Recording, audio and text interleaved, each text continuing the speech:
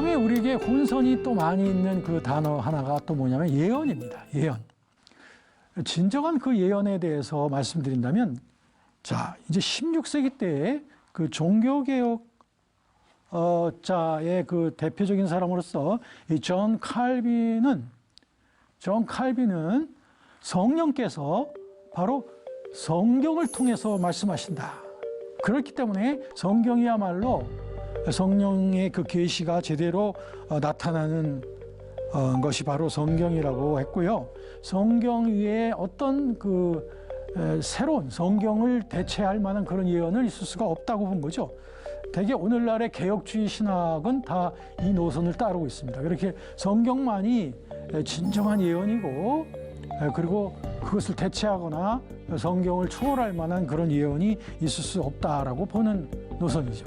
그런데 은사주의에 있어서는 좀 달라요. 이 개혁주의와는 좀 다르게 은사주의자들, 예를 들면 좀 오순절주의자들이나 은사갱신운동 또는 빈야드 운동이라든지 뭐 신사도 개혁운동 뭐 이런 은사적인 쪽에서는 저 예언이라고 하는 말을 많이 사용해줘. 어젯밤 예언 받았습니다. 제가 여러분 위해서 예언을 하겠습니다. 이런 표현들을 은사주의자들은 좀 더 많이 합니다. 그러다 보니까 이 개혁주의 신학과 은사주의 사이에는 굉장한 그 불협화음이 존재하게 되는 거예요. 왜냐하면 개혁주의 신학에서는 예언이라고 하는 것은 성경이 자체가 예언이기 때문에 성경 외에 다른 어떤 것들을 주관적인 체험을 예언이라고 말해서는 안 된다라고 하지만 은사주의자들은 성경이 예언이지만 그 예언은 계속된다라고 보면서 오늘날 성령 충만한 사람들에게도 이 예언이 주어질 수 있다라고 또 은사주의자들은 말한단 말이에요. 그러니까 이 갑론을박이 심한 그 이유가 바로 그 때문이다. 다시 말하면 서로들 그 예언에 대한 정의가 서로 틀리다라고 볼 수가 있습니다. 개혁주의 신학의 전통에서는 예언의 연사는 이미 성경으로 충분하고 또 사도시대로 말미암아 모든 기적적인 은사들은 그때로 충분히 나타났고 이제는 종결되었다고 보는 그런 입장을 많이 갖고 있고요. 그런데 이제 은사주의에서는 성령의 그 기적적인 역사들은 오늘날도 나타나고 있고 그렇기 때문에 방언이나 예언, 은사들 또 그런 기적적인 능력들이 오늘날 더욱더 활성화되고 있다. 이렇게 보는 것이 은사주의적인 입장이다. 그러면 말이에요. 이 개혁주의 신학적인 입장과 또 은사주의적인 그런 입장에 있어서 서로 표현이 다르고 서로 해설이 틀리단 말이에요.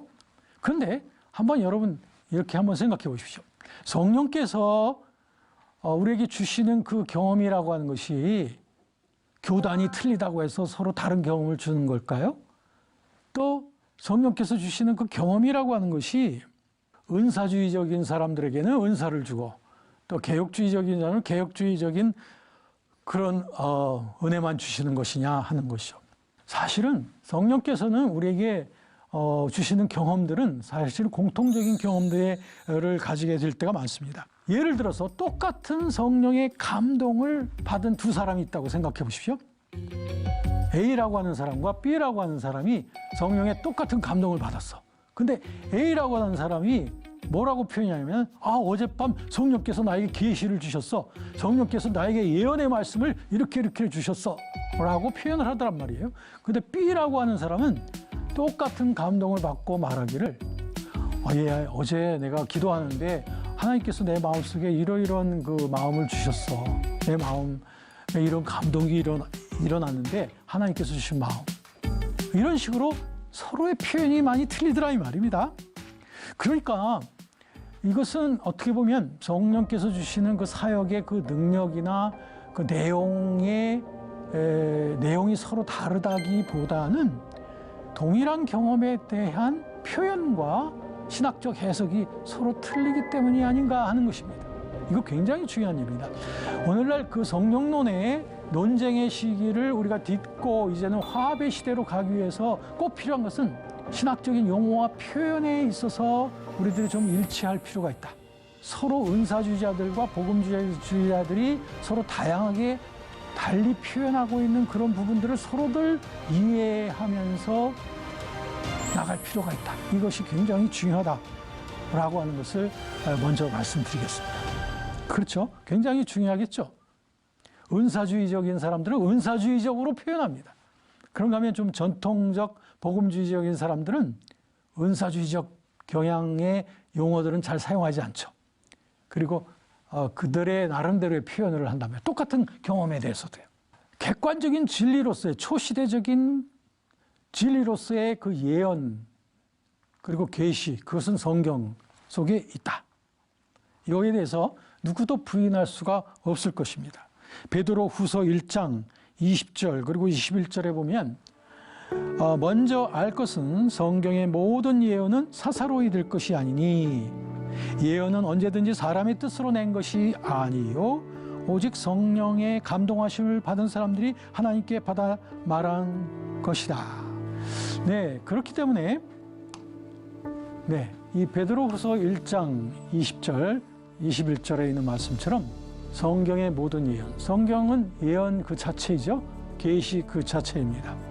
그것은 성령의 감동하심을 받은 사람들이 하나님께서 받아서 적어 말한 것이 바로 성경이고 그것이 예언이라고 하는 거죠.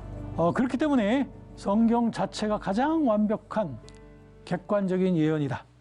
그런데 오늘날 은사주의자들이 주로 잘 말하고 있는 예언이라고 하는 것은 바로 이런 관점에서의 성경과 똑같은 밸류의 그런 예언인과 계시로서의 예언이 아니라 적어도 은사주의자들이 말하는 예언이라고 하는 것은 성령의 은사로서의 성령의 나타남으로서의 예언을 말하고 있다고 하는 점, 이것이 좀 차이가 있습니다.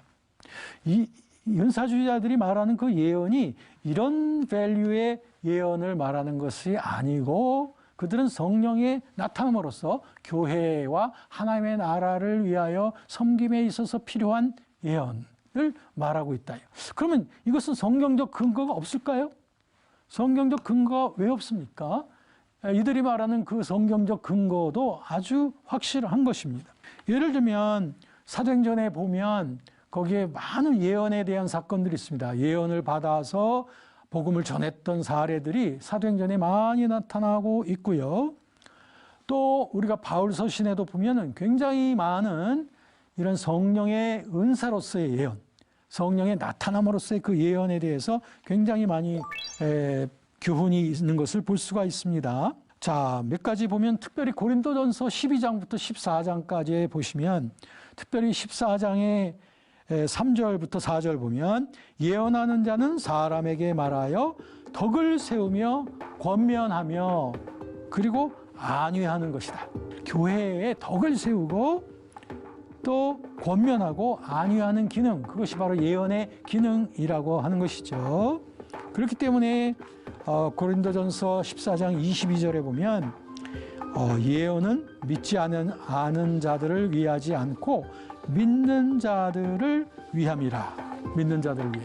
즉 믿는 자들이 더 강화되어지고 권면되어져서 그래서 하나님의 교회로서 더 힘있게 세워지기 위해서. 그래서 고린도전서 14장 1절에 보니 사랑을 추구하며 신령한 것들을 사모하되 특별히 예언을 하려고 하라. 자, 이런 말씀들을 보면 이거는 기록되어진 초시대적이며 객관적인 예언의 말씀인 그 성경을 지칭하는 것이 아니라 성령의 나타남으로서의 예언적 기능을 말하는 것을 알 수가 있습니다. 고린도전서 14장 39절에도 보면 그런즉 내 형제들아 예언하기를 사모하며 즉 교회의 유익을 위해서 덕을 세우며 권면하는 이런 예언적 기능을 감당하기를 더욱더 힘쓰라는 거죠. 데살로니가전서 5장 20절에 예언을 멸시하지 말라고 했습니다. 자, 그러면 이런 의미에서 성령의 나타남으로서의 예언의 기능들이 이 교회 내에 아주 활발하게 활성화되어진다면 이 교회가 얼마나 힘을 얻어가며 서로 권면하고 서로 그 위로하는 그런 공동체가 되어질 수 있다. 바로 그런 점에서의 예언적 기능을 말하는 것이다 하는 것입니다. 그러면 성령의 은사로서의 예언의 기능, 혼동하지 마십시오. 이것은 성경 그 자체의 예언을 말하는 것이 아니라 성령의 은사로서의 예언, 성령의 능력과 관련이 있다. 이것은 성령이 나타나시는 고린도전서 14장에 나와 있는 성령의 나타남, manifestation이라고 하는데요. manifest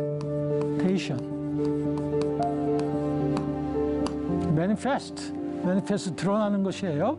성령의 능력이 드러나는 거예요. 성령의 은사가 드러나는 거예요. 고린도서 12장에 보니까 특별히 7절부터 11절까지 보니까 그것은 바로 교회의 유익을 위한 것이다. 7절 그렇게 말씀하고 있고요. 그리고 11절에 보면 성령께서 그 뜻대로, 성령의 뜻대로 그런 것들을 드러내신다라고 했는데, 특별히 고린도전서 12장 그 가운데 10절에 보면 바로 예언의 말씀에 대해서도 나오고 있습니다. 그것은 7절에 있는 대로 교회를 유익하게 한 것이고, 그 다음에 성령의 뜻대로 예언이 드러나는 것이다. 그래서 그 성령의 은사로서의 예언은 복음 증거의 목적이 있는 것이다. 그 다음에 하나님 나라의 확장과 교회의 유익, 고린도전서 12장 7절 그리고 11절에 보시면 분명하게 드러나고 있는 그 성령의 나타남으로서의 예언을 말하는 것입니다. 저의 삶 속에도, 사역 속에도 보면 하나님의 말씀으로 우리가 충만하게 되기 위해서 힘쓰고 하는 가운데 주님께서 우리에게 어떤 예언적 기능의 메시지를 사역 속에서 주실 때가 참 많이 있습니다. 그럴 때 그것이 성령이 주시는 예언적 메시지라고 하는 것을 알게 되죠. 그러면 이러한 기능들이 나타날 때에는 성령의 능력과 관계가 있기 때문에 성령께서 주시는 겁니다. 그렇기 때문에 어떤 마술적인 예언, 무당적인 예언하고는 관계가 없죠. 그 다음에는 복음 증거의 목적과 관련이 있기 때문에, 그러므로 복음 증거를 위해서가 아니라 인간의 사리사욕과 욕심을 위해서 예언을 한다? 이것은 벌써 성령의 사역과는 관계가 없겠다. 그 다음에 하나님 나라의 확장과 교회의 유익을 위한 것이다. 그러므로 교회의 어떤 예언 때문에 파당이, 또는 교회의 예언 때문에 분열이 일어난다면 그것은 성령의 사역이 아니죠. 여러분, 이제 오늘 이 시간 저는 알쏭달쏭하고 정말 우리를 혼란스럽게 만들어주는 예언과 그리고 계시에 대해서 용어적으로 또는 그 해설을 하면서 여기에 우리가 신학적으로 문제가 없이 사용되어져야만 한다라고 하는 점을 저는 제일 먼저 말씀드렸고, 그리고 성령의 은사로서의 예언이 예언 그 자체인 성경을 대체할 수도 없는 것이고 초월할 수도 없는 것이다 라고 하는 것에 대해서 제가 강조를 했고요. 그리고 성령께서 주시는 예언적 기능을 교회와 하나님의 나라를 위해서 잘 우리가 풀어드릴 때, 그때 우리 하나님 나라가 힘있게 더 세워져 나갈 수 있을 것이라고 하는 것 말씀을 드렸고요. 가장 중요한 것, 그것은 기록되어진 예언 그 자체인 그 하나님의 말씀, 그 말씀에 우리가 충만된 삶을 살아가는 것, 그것이 결국 우리 하나님의 나라의 그리고 교회의 건강과 그리고 성장을 위해서 꼭 필요한 일이다. 이렇게 우리가 결론 지을 수 있겠습니다.